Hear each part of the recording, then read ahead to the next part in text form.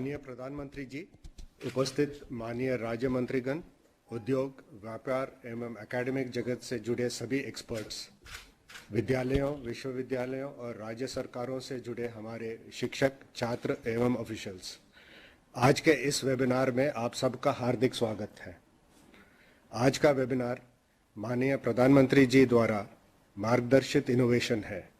इसमें सभी प्रमुख स्टेक होल्डर्स को एक मंच पर लाकर परामर्श के माध्यम से डिजिटल यूनिवर्सिटी की स्थापना, 200 टीवी चैनल की लॉन्चिंग के लिए ज्ञान और अनुभव का आदान प्रदान, डिजिटल टीचर द्वारा ई कंटेंट और स्किल डेवलपमेंट का क्वालिटी ट्रांजैक्शन, अर्बन प्लानिंग में भारत की आवश्यकताओं की पूर्ति जैसे विषयों पर विचार किया जाएगा। इन सभी विषयों पर बजट 2022 में हुए अनाउंसमेंट्स को अमल करने के लिए एक टाइम बाउंड कार्यक्रम बनाने में सहायता मिलेगी। यह सभी प्रयास नई राष्ट्रीय शिक्षा नीति के एक्सेस, इक्विटी, क्वालिटी और अफोर्डेबिलिटी के उद्देश्यों को प्राप्त करने में सहायक होंगे। मैं धन्यवाद देना चाहूँगा माननीय प्रधानमंत्री जी का कि उन्होंने अपने बिजी शेड्यूल में से हमारे लिए समय निकाला और हम सबको अपने विचारों से अवगत कराने की सहमति दी। अंत में मैं माननीय प्रधानमंत्री जी से अनुरोध करूंगा कि वे हमारे मार्गदर्शन करें। आदरणीय प्रधानमंत्री जी।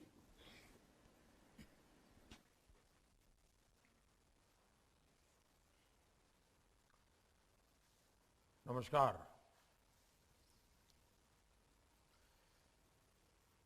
केंद्रीय मंत्रिमंडल के मेरे सहयोगीगण, education, skill development, science, technology और रिसर्च से जुड़े सभी महानुभाव, देवी और सज्जनों,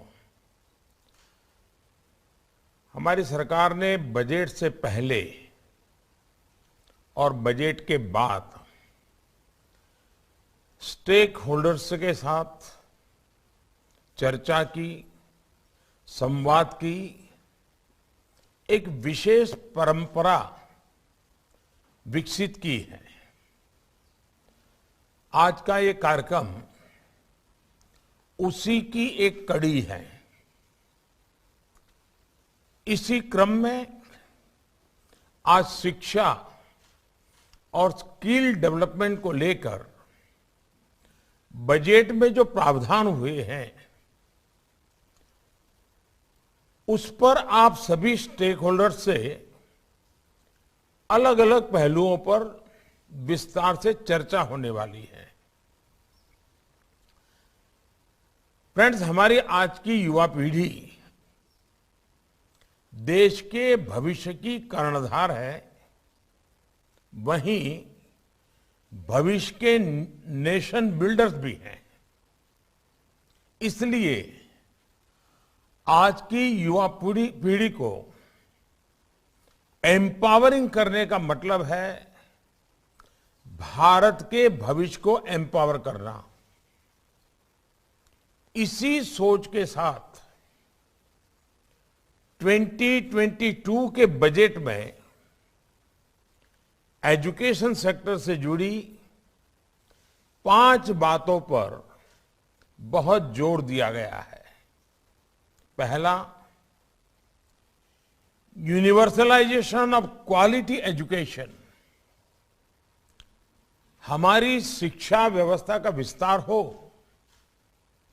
उसकी क्वालिटी सुधरे और एजुकेशन सेक्टर की क्षमता बढ़े, इसके लिए अहम निर्णय लिए गए हैं। दूसरा है स्किल डेवलपमेंट। देश में डिजिटल स्किलिंग इकोसिस्टम बने, इंडस्ट्री 4.0 की जब चर्चा चल रही है तो इंडस्ट्री की डिमांड के हिसाब से स्किल डेवलपमेंट हो, इंडस्ट्री लिंकेज बेहतर हो, इस पर ध्यान दिया गया है। तीसरा महत्वपूर्ण पक्ष है अर्बन प्लानिंग और डिजाइन। इसमें भारत का जो पुरातन अनुभव और ज्ञान है उसे हमारी आज की शिक्षा में समाहित किया जाना आवश्यक है। चौथा अहम पक्ष है इंटरनेशनलाइजेशन। भारत में वर्ल्ड क्लास विदेशी यूनिवर्सिटियां आए जो हमारे औद्योगिक क्षेत्र हैं, जैसे गिफ्ट सिटी है, वहां फिनटेक से जुड़े संस्थान आए, इसे भी प्रोत्साहित किया जाए। पांचवा महत्वपूर्ण पक्ष है एवीजीसी यानी animation, visual effects, gaming, comic. इन सभी में रोजगार की अपार संभावनाएं हैं। एक बहुत बड़ा ग्लोबल मार्केट है। इसे पूरा करने के लिए हम भारतीय टैलेंट का कैसे इस्तेमाल बढ़ाएं, इस पर भी उतना ही ध्यान दिया गया है। ये बजट नई नेशनल एजुकेशन पॉलिसी को जमीन पर उतारने में बहुत मदद करने वाला है। साथियों, कोरोना आने से काफी पहले से देश में मैंने अनेक बार डिजिटल फ्यूचर की बात करता रहा हूं। जब हम अपने गांवों को ऑप्टिकल फाइबर से जोड़ रहे हैं, जब हम डेटा की कीमत कम से कम रखने के प्रयास कर रहे थे, कनेक्टिविटी से जुड़े इंफ्रास्ट्रक्चर को सुधार रहे थे, तो कुछ लोग सवाल उठाते थे कि इसकी जरूरत क्या है। लेकिन महामारी के समय में हमारे इन प्रयासों की अहमियत को सबने देख लिया है। ये डिजिटल कनेक्टिविटी है जिसने वैश्विक महामारी के इस समय हमारी शिक्षा व्यवस्था को बचाए रखा। हम देख रहे हैं कि कैसे भारत में तेजी से डिजिटल डिवाइड कम हो रहा है। इनोवेशन हमारे यहां इंक्लूजन सुनिश्चित कर रहा है और अब तो देश इंक्लूजन से भी आगे बढ़कर इंटीग्रेशन की तरफ जा रहा है। इस दशक में हम जो आधुनिकता शिक्षा व्यवस्था में लाना चाहते हैं, उसके आधार को मजबूत करने के लिए इस साल के बजट में कई घोषणाएं की गई हैं। डिजिटल एजुकेशन, डिजिटल फ्यूचर की तरफ बढ़ते भारत के व्यापक विजन का हिस्सा है। इसलिए ई विद्या हो, वन क्लास वन चैनल हो,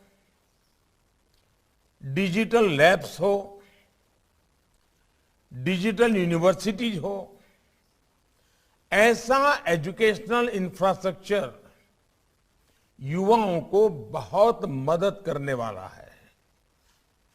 ये भारत के सोशियो इकोनॉमिक सेटअप में गांव हो, गरीब हो, दलित, पिछड़े, आदिवासी, सभी को शिक्षा के बेहतर समाधान देने का प्रयास है।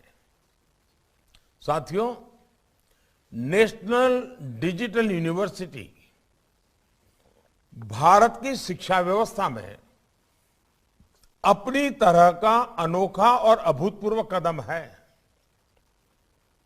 ये डिजिटल यूनिवर्सिटी में वो ताकत देख रहा हूं कि ये यूनिवर्सिटी हमारे देश में सीटों की जो समस्या होती है उसे पूरी तरह समाधान दे सकती है। जब हर विषय के लिए अनलिमिटेड सीट्स होगी तो आप कल्पना कर सकते हैं कि कितना बड़ा परिवर्तन शिक्षा जगत में आ जाएगा। ये डिजिटल यूनिवर्सिटी लर्निंग और रीलर्निंग की मौजूदा और भविष्य की जरूरतों के लिए युवाओं को तैयार करेगी। शिक्षा मंत्रालय, यूजीसी, एआईसीटीई और सभी स्टेक होल्डर्स, सबसे मेरा आग्रह है कि ये डिजिटल यूनिवर्सिटी तेजी से काम शुरू कर सके, ये सुनिश्चित होना चाहिए। शुरू से ही ये डिजिटल यूनिवर्सिटी इंटरनेशनल स्टैंडर्ड को लेकर चले, ये देखना हम सभी का दायित्व है। साथियों, देश में ही ग्लोबल स्टैंडर्ड के इंस्टीट्यूट्स का निर्माण करने का सरकार का इंटेंट और उसके लिए पॉलिसी फ्रेमवर्क भी आपके सामने है। अब आपको अपने प्रयासों से इस इंटेंट को जमीन पर उतारना है। आज विश्व मातृभाषा दिवस भी है। मातृभाषा में शिक्षा बच्चों के मानसिक विकास से जुड़ी है।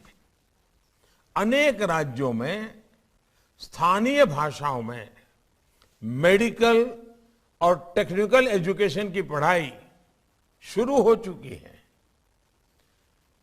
अब सभी शिक्षाविदों की ये विशेष जिम्मेदारी है कि स्थानीय भारतीय भाषाओं में बेस्ट कंटेंट और उसके डिजिटल वर्जन के निर्माण को गति दी जाए। भारतीय भाषाओं में ये e content internet, mobile phone, TV और रेडियो के माध्यम से सभी के लिए एक्सेस हो, इस पर काम करना है। भारतीय साइन लैंग्वेज में भी हम ऐसे पाठ्यक्रम विकसित कर रहे हैं जो दिव्यांग युवाओं को सशक्त कर रहे हैं। इसमें भी निरंतर सुधार करते रहना बहुत जरूरी है। डिजिटल टूल्स, डिजिटल कंटेंट को कैसे बेहतर तरीके से डिलीवर किया जाए, इसके लिए हमें टीचर्स को भी ऑनलाइन ट्रेन करने पर जोर देना होगा। साथियों, डायनामिक स्किलिंग आत्मनिर्भर भारत के लिए और ग्लोबल टैलेंट डिमांड के लिहाज से भी बहुत अहम है। पुराने जॉब रोल्स जिस तेजी से बदल रहे हैं, उनके अनुसार हमें अपने डेमोग्राफिक डिविडेंड को तेजी से तैयार करना होगा। इसलिए एकेडेमिया और इंडस्ट्री को मिलकर प्रयास करने की जरूरत है। Digital ecosystem for skilling and livelihood, डेस्टैक, ई पोर्टल और ई स्किलिंग लैब की जो घोषणा बजट में की गई है, उसके पीछे यही सोच है। साथियों, आज tourism industry, drone industry, animation और कार्टून इंडस्ट्री, डिफेंस इंडस्ट्री, ऐसी इंडस्ट्री पर हमारा बहुत अधिक फोकस है। इन सेक्टर्स से जुड़े मौजूदा उद्योगों और स्टार्टअप्स के लिए हमें ट्रेन मैन पावर की आवश्यकता है। एनिमेशन, विजुअल इफेक्ट, गेमिंग और कॉमिक, इस सेक्टर के विकास के लिए टास्क फोर्स का गठन इसमें बहुत मदद करने वाला है। इसी तरह अर्बन प्लानिंग और डिजाइनिंग देश की जरूरत भी है और युवाओं के लिए अवसर भी है। आजादी के अमृत काल में भारत अपने अर्बन लैंडस्केप को ट्रांसफॉर्म करने की तरफ तेजी से बढ़ रहा है। इसलिए एआईसीटीई जैसी संस्थानों से देश की ये विशेष अपेक्षा है कि इससे जुड़ी पढ़ाई और ट्रेनिंग में निरंतर सुधार हो। साथियों, एजुकेशन सेक्टर के द्वारा हम आत्मनिर्भर भारत के अभियान को कैसे सशक्त करेंगे, इस पर आप सभी के इनपुट्स देश के काम आएंगे। मुझे विश्वास है कि हम सभी के साझा प्रयासों से बजट में तय लक्ष्यों को हम तेजी से लागू कर पाएंगे।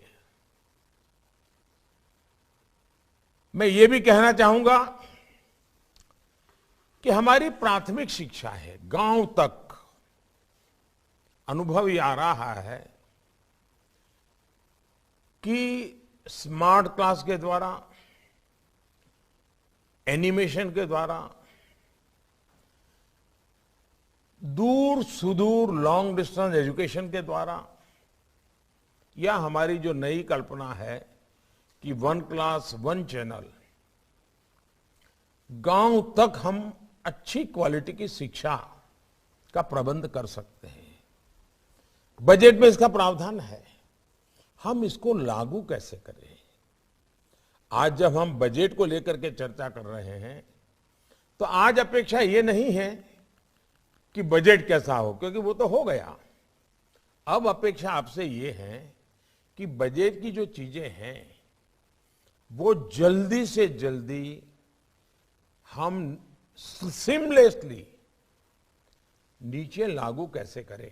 आपने बजट का अध्ययन किया होगा, आप फील्ड में काम करते हैं। बजट और आपके काम और एजुकेशन डिपार्टमेंट की, स्किल डेवलपमेंट डिपार्टमेंट की अपेक्षाएं, इन तीनों को मिला करके अगर हम एक अच्छा रोड मैप बना देते हैं, हम टाइम बाउंड काम की रचना कर देते हैं। हमारे यहां आपने देखा होगा कि बजट हमने करीब 1 महीना प्रीपोन कर दिया।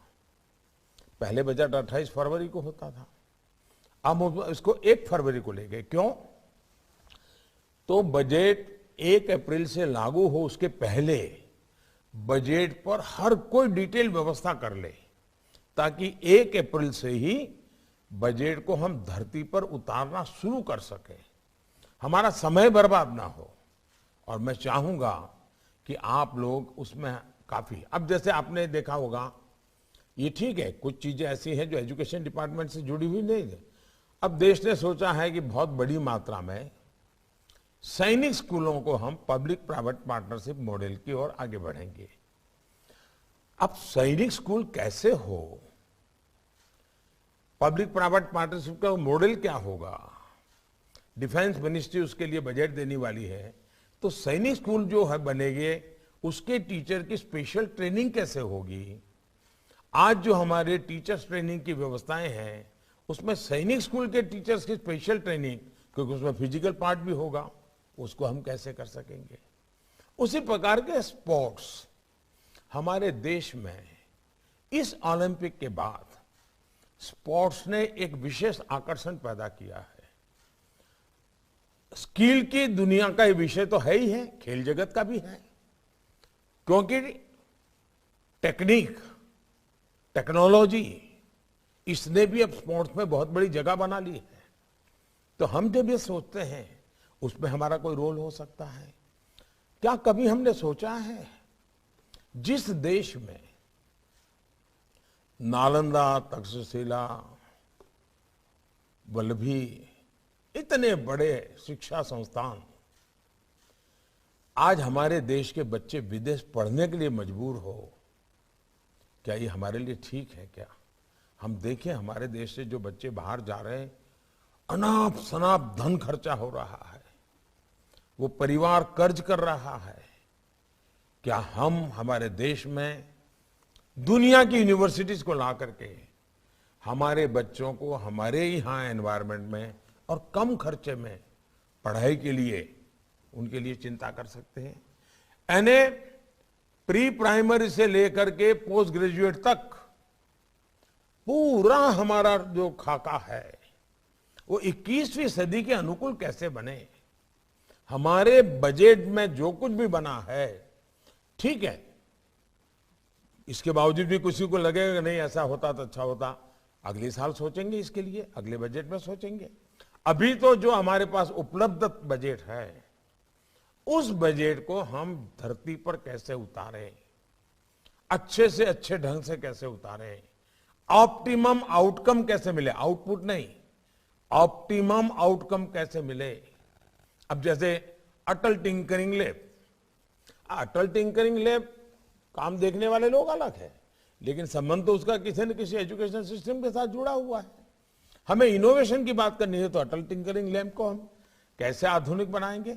यानी ये सारे विषय ऐसे हैं कि बजट के परिप्रेक्ष्य में और नेशनल एजुकेशन के परिप्रेक्ष्य में ये पहला बजट ऐसा है जो हम तुरंत लागू करके आजादी के इस अमृत महोत्सव में अमृत काल की नींव रखना चाहते हैं। और मैं चाहता हूं कि एक बहुत बड़ा परिवर्तन हमें लाना जरूरी है, आप सभी स्टेक होल्डर्स के साथ। आप जानते हैं जब बजट प्रस्तुत होता है उसके बाद एक ब्रेक पीरियड होता है और सभी सांसद मिलकर के छोटे छोटे छोटे ग्रुपों में बजट की बारीकी से चर्चा करते हैं और बहुत ही अच्छी चर्चा होती है, अच्छी चीजें उसमें जो उभर करके आती है। लेकिन हमने उसको एक दायरा और बढ़ाया, सांसद तो इन दिनों ही कर रहे हैं, लेकिन अब हम सीधे डिपार्टमेंट के लोग स्टेक होल्डर के साथ बात कर रहे हैं। यानी हमने एक प्रकार से सबका प्रयास, ये जो मैं कह रहा हूं ना, सबका साथ, सबका विकास, सबका विश्वास, सबका प्रयास, इस बजट में भी सबका प्रयास ये बहुत आवश्यक है। बजट ये सिर्फ आंकड़ों का लेखा जोखा नहीं है जी। बजट अगर हम सही ढंग से, सही समय पर, सही तरीके से उपयोग करें तो हमारे सीमित संसाधनों से भी हम बहुत बड़ा परिवर्तन ला सकते हैं। और ये तब संभव होता है कि बजट से क्या करना है, क्लैरिटी अगर सबके मन में आ जाए। आज की चर्चा से एजुकेशन मिनिस्ट्री, स्किल मिनिस्ट्री, उनको भी बहुत बड़ा लाभ होगा, क्योंकि आपकी बातों से पक्का होगा कि ये बजट बहुत अच्छा है, टिकना है, लेकिन इसमें ये करेंगे तो मुश्किल होगा, ये करेंगे तो ठीक होगा। बहुत प्रैक्टिकल बातें उभर करके आएगी। खुल करके आप अपने विचार रखिए। मूल बात है तत्वज्ञान की चर्चा नहीं है, व्यवहार जीवन में इसको धरती पर कैसे उतारना, अच्छे ढंग से कैसे उतारना, सरलता से कैसे उतारना, सरकार और सामाजिक व्यवस्था इसके बीच में कोई दूरी ना हो, मिलकर के काम कैसे हो, इसलिए ये चर्चा है। मैं आप सबका फिर से एक बार जुड़ने के लिए धन्यवाद करता हूं। पूरे दिन भर जो आपकी चर्चाएं चलेगी उसमें से बहुत ही अच्छे बिंदु निकलेंगे, जिसके कारण डिपार्टमेंट तेज गति से निर्णय कर पाएगा। और हम Subscribe to our channel by clicking the subscribe button. Click the bell button and enjoy the latest uploads from our channel.